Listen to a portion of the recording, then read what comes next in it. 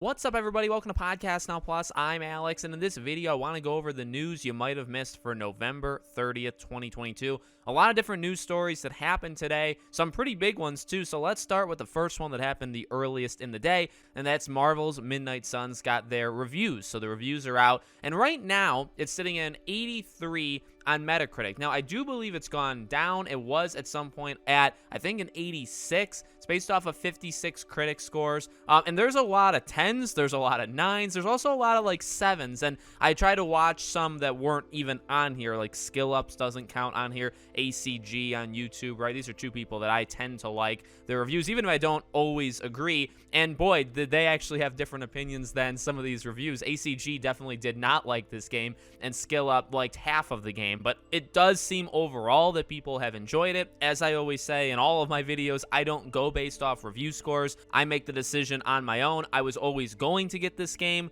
The reviews don't scare me off. They don't make me even necessarily more excited to play it. They're just out. And it does seem like it's gotten some different opinions on it, depending on who you're looking at. Some people really liked the out-of-combat stuff. Some people hated it. Some people love the combat stuff. Some people didn't enjoy it that much. So depends on who you look at for sure. But there's a score. So an 83. Probably pretty good, though. Better than I'd say most people thought of, because I don't think this game has universal praise from, like people online. Second news story is the rumor that Beyond Good and Evil 2 is still considered to be in early development. This comes from Tom Henderson's website, Insider Gaming, right? The rumor and leak kind of website. And it's simply that. So the game, I believe, 15 years after? I don't even know how long this game is still. Actually, 15 years. It's still considered to be in early development. There's been what seems to be behind the scenes progress from what we've seen from rumors, right? That they're hiring kind of the right people, or they're hiring, I guess, in general. And the game is still going on. There's play tests, like very early play tests of the game,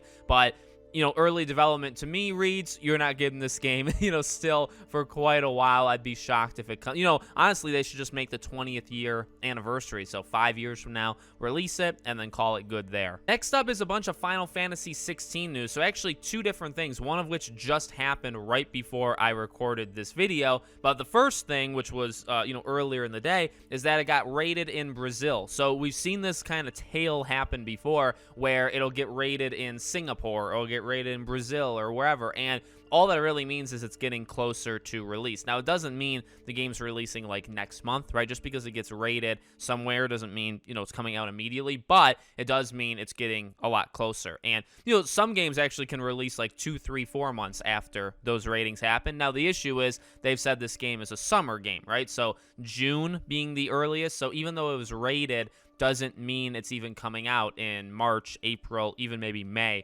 Probably still is going to happen in, I would say, June or July. So that was the first part, just a good sign, a good forward progress of the game. But then Jeff Keighley, Mr. Keighley himself, announced that next Thursday, the producer of the game, Yoshida, is going to be at the Game Awards for a very special live presentation. There's your release date. That's taking a bit of a jump, I suppose, but not really. The game is so freaking close. Yoshida himself has said that you'll get a release date for the game before the end of the year. So him showing up at the Game Awards, right, is it really that much of a jump? They'll show a trailer. It'll be awesome. They'll give the release date at the end, and we'll all celebrate. That is for sure, I would bet money on it, going to happen at the Game Awards. And thank you to Mr. And I thought it was going to happen without the announcement from Jeff, but now we know for sure that it definitely is happening. So tune in next Thursday night, you'll get the release date for Final Fantasy 16. And the last news story, a bit of a different one, but I actually retweeted this because I thought it was pretty cool. There's an Uncharted Rollercoaster coming to a theme park,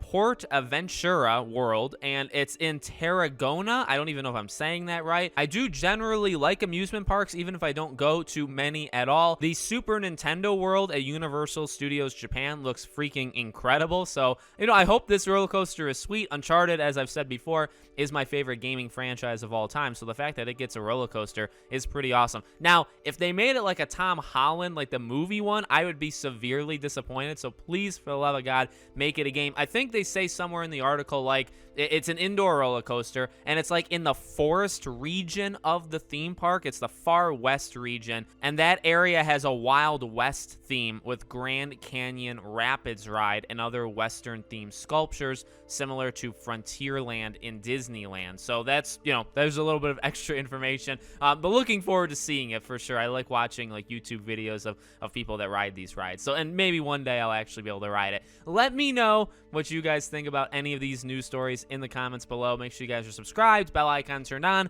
and I'll see you all on the next one.